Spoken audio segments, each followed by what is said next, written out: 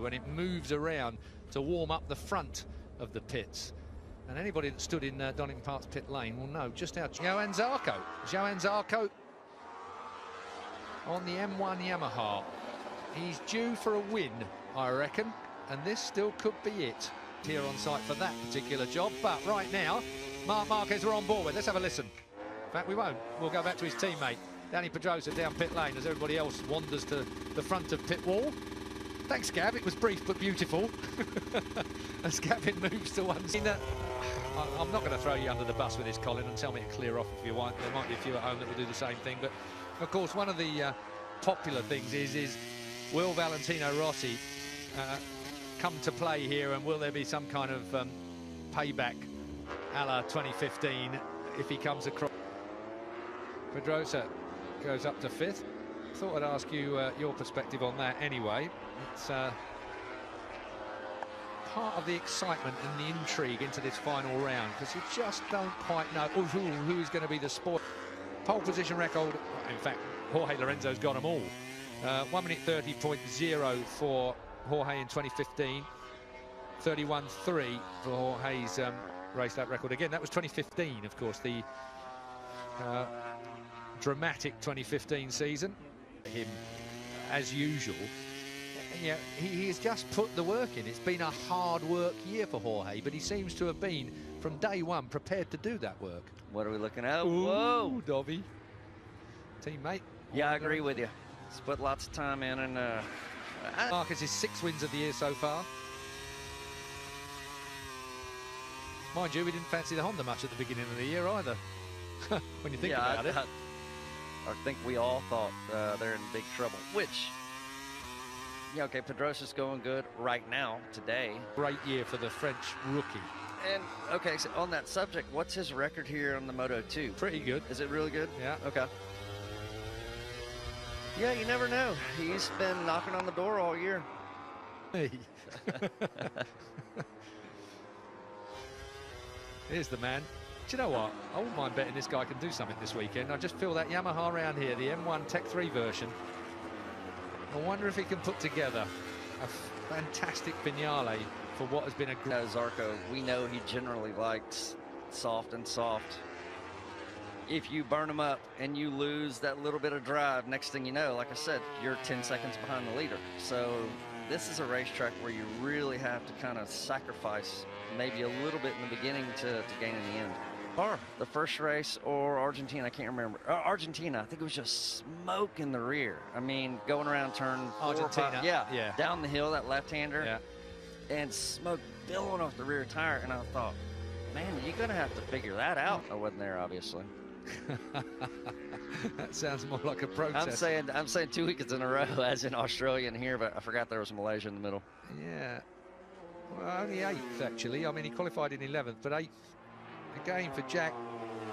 I mean, it looks cool, but you can't do that, is what I'm trying to say, or you're going to go backwards. Jumping jackass. Jack Miller on the 43 machine. What? Make that thing work. Second covers the top 12 at the moment, down to Petrucci. The Suzukis have got the moustache back on, quite literally. I was just looking at Briggsy yet, but I'm sure he's got... He'll definitely be going for it. Alex Briggs, Valentino's man.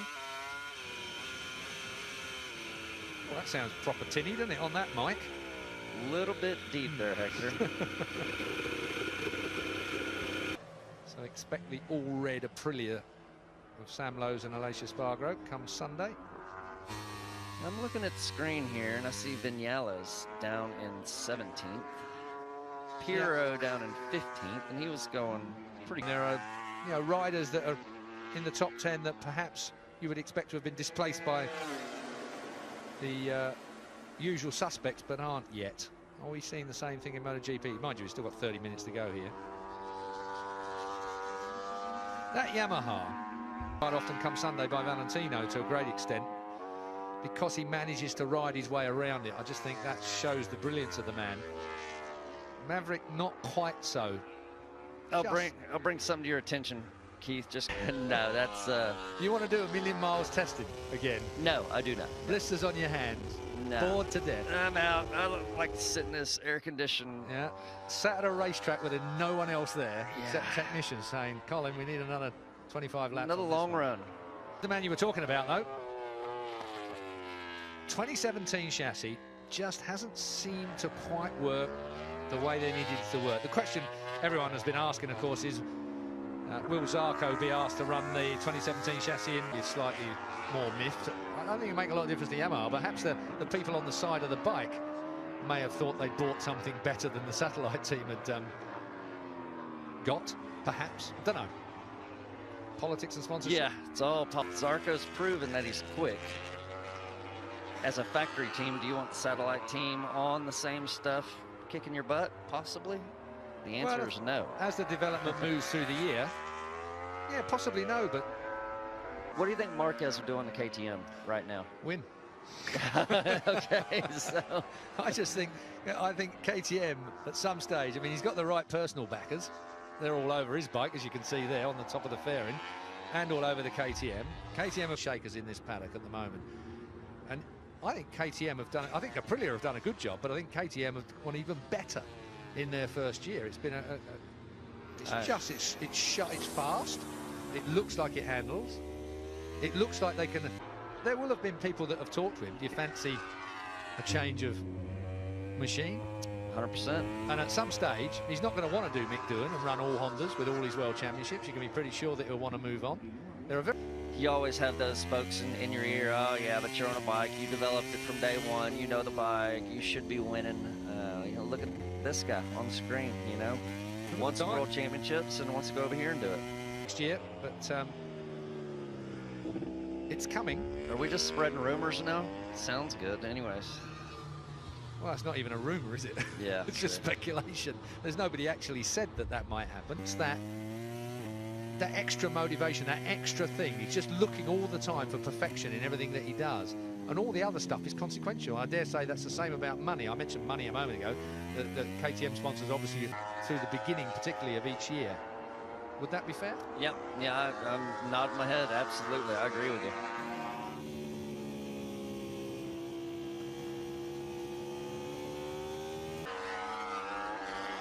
Andrea Iannone on the Movember.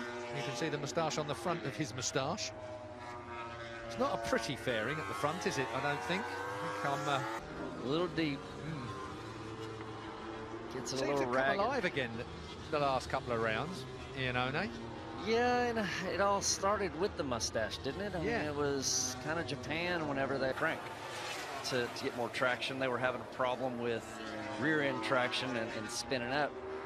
And they messed up the front. And now they got it pushing into the corners with a heavier crank and just trying to position their body where they want to position it. But the downforce that you need, and this man particularly loved that configuration of wing over the front. But the Ducati still seems to have... And not try and sacrifice anything. And then, of course, you got the problem of, as the race moves on, where the fuel load goes. Yeah, exactly. So there's Yamaha's original. Yeah, we had that. We had that. Why am I saying, do you remember it? It's kind of a nightmare. That is just the most beautiful shot. He sure does get off the bike. I mean, he's so far off of it. But that's the day. That's the way now, isn't it? It's kind of like, I look at shots of... Quite often he rode it on the front mudguard. Classic shot, you can see it on YouTube. I think, was that Misano? Might have been 85 Misano. I got front straight. Whoa, Abraham had both legs off behind Pedrosa here.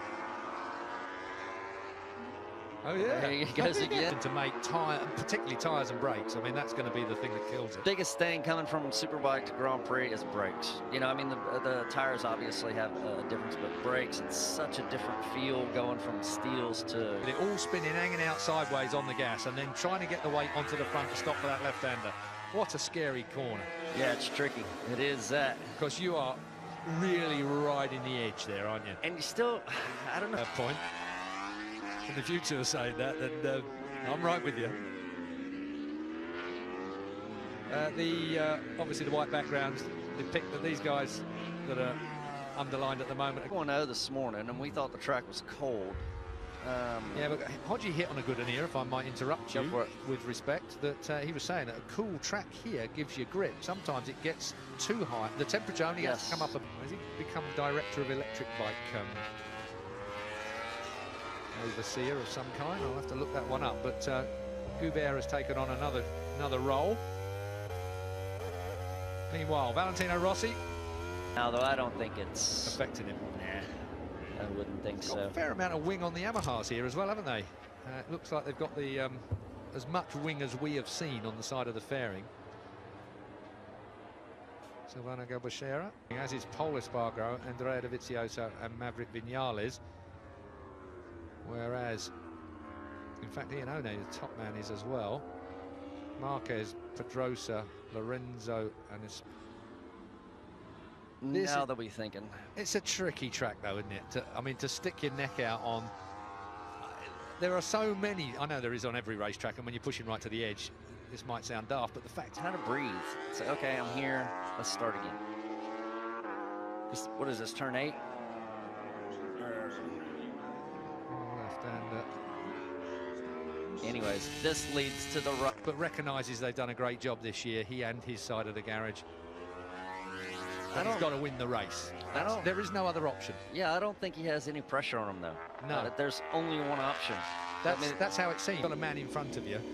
And his answer, Neil knew the answer to that, but he asked a question he already knew the answer to, so I won't chuck Neil under the bus with this one, because we all know, as racers, because you're already on the edge, you're already at your limit. Brake.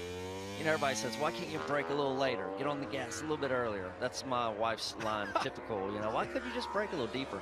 But the problem is, you do it and you try and push, you end up going slower. That's here and there. I mean, in my day, you could outbrake someone from 10 yards back. If you did that now, you'd be in the top stand. You can't do it anymore. There ain't any room. Nobody leaves anything on the table in any of these classes anymore, whereas there used to be that kind the limit. And then I came over here and I thought, wow, maybe I wasn't on the edge, you know. So everything just gets that much tighter at the top. That's why these guys are the best. First thing I noticed was how few bikes there were on the grid. Stunning. Now we've got 24. Okay, yeah. Some people would like to see more, but we've got a sustainable 24 top-line motorcycles that are all within. That's a bit further off, but 1.7 seconds cover the top 24. Yeah, Lorenzo just went to top. Look at that. Maybe it's that pink hair. Huh? What's all that about? And he's so, what's the word I'm looking for? Individual. Yeah, but he's so out there. Yeah, but he's not real chest puff. Put your cap on straight. That transition from the left-hand side, from the right-hand side to the left-hand side, pretty tricky. Lorenzo again. 30.6, I should say. Aleix Espargaro again with that Aprilia. All eyes on Zarco, though. He's lost a bit of time.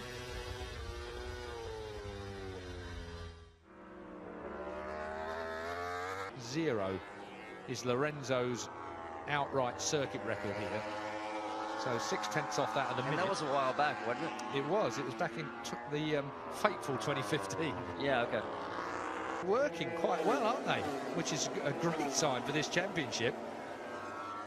Pedrosa sandwiches them at the moment. Yeah, I bet he still makes the line, though. Here's Aleix Espargaro's bike being recovered. Where's Aleix? Hopefully he'll be fine. Yeah. Yeah, where's the bike? Yeah, it's going to be a long... Oh, that took a long time to get out from under him. Ooh, tumbling on that gravel. That's going to hurt. Barrel roll there. Covered his breath. Maybe not his temper. Looks all right. I can't see anybody... Pol Espargaro, the KTM, would have left a bunch of gravel on turn 4. He's perfectly okay. He doesn't even look like he's been down the road in his leathers. He must have slid neatly across the tarmac, but Marquez is down. Zarco goes another personal best. Turn 2 for Marquez is the Mick Doohan, which is a little 50 mile an hour. Let's have a look at it again. It's 26 crashes. Oh, it was shattering and that was grumbling all the way in. That was never going to go in. He still forces it to fit, but Marquez 5th and a crash. His 26th crash of the year. Hey, we got 3 Ducatis in the top 8, with Pirro being 8th. I wouldn't have bet on that. No. Today. But I think Dobby said it again. Keep an eye on the fat lady. That's what the fat lady said. I'm looking at... We're in for a cracking weekend here. Looking at some of our underperformers. It is only 2.4 miles around this place, of course. Ian Ona, yeah, Gav actually, sorry, Julian's now got involved. I thought I recognised his digit coming across our front here. Of course, Ian Ona is he's in the top 10 still of the garages. You know what, big old crowd here on Thursday as well, in the afternoon sun. Keeping an eye on what's going on. Bit of it almost looked to me like he had very little time to get off. He actually was being greedy.